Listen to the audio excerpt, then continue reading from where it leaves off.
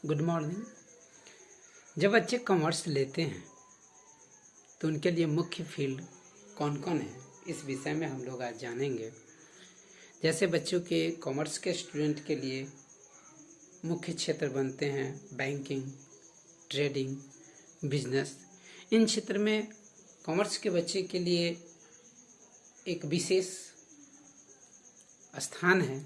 वैसे अन्य सब्जेक्ट के बच्चे भी इसमें आ सकते हैं, ऐसा नहीं कि नहीं आ सकते हैं, लेकिन कॉमर्स के बच्चों के लिए एक विशेष फील्ड है बैंकिंग, ट्रेडिंग एंड बिजनेस। ये कॉमर्स के बच्चे के लिए एक विशेष क्षेत्र है जहां आकर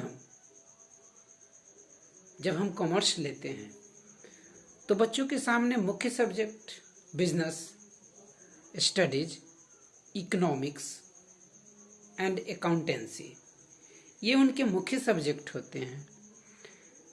बिजनेस के द्वारा हम लोग कॉमर्स के छात्र को हम सभी बिजनेस के विषय में जानकारी देते हैं कि हमारा फ्यूचर में हम बिजनेस कैसे कर पाएंगे।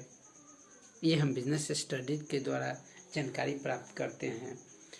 उसके बाद इकोनॉमिक्स से हम किसी भी देश के एक्सपोर्ट और इंपोर्ट के विषय में जानकारी लेते हैं। एंड अकाउंटेंसी, इससे हम बच्चों में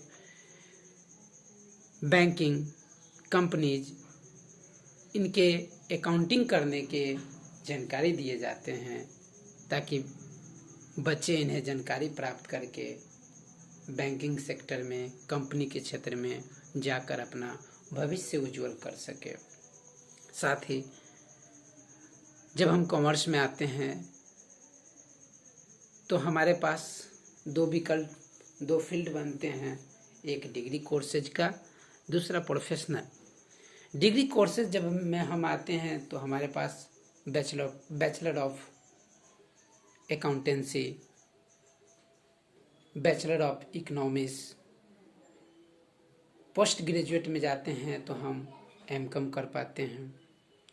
उसके बाद जब प्रोफेशनल कोर्स हमारे पास, प्रोफेशनल कोर्स में मुख्य एक छवि है CA, जिसे हम चार्टर्ड अकाउंटेंट के नाम से जानते हैं, जिसमें बच्चों की रुझान, कॉमर्स के छात्रों की रुझान अधिक होती है और एक अच्छा सैलरी पैकेज भी बच्चों को मिल पाते हैं जब बच्चे CA फाइनल कर लेते हैं। उसके बाद CS एक डिग्री प्रोफेशनल कोर्स है जिसे कंपनी सेक्रेटरी के नाम से भी जानते हैं। ये कॉमर्स के बच्चों के लिए एक विशेष जगह है जहां कॉमर्स के बच्चे अपना भविष्य उज्जवल कर सकते हैं। इन डिग्रियों को प्राप्त करके उनका भविष्य उज्जवल होता है।